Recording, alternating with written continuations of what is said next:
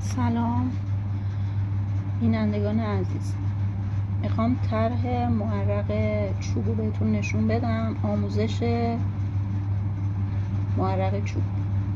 اول طرح رو روی سلایی میچسبونیم به این ترتیب.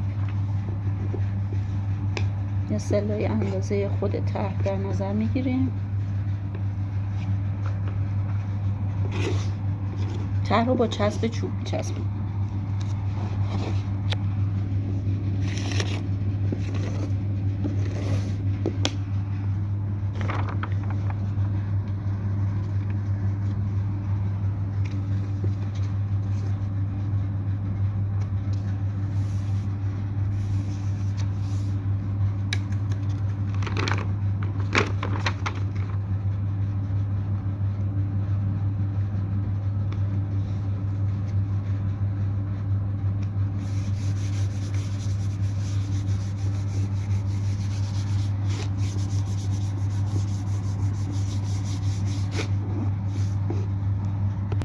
به این ترتیب دو تا طرح داریم.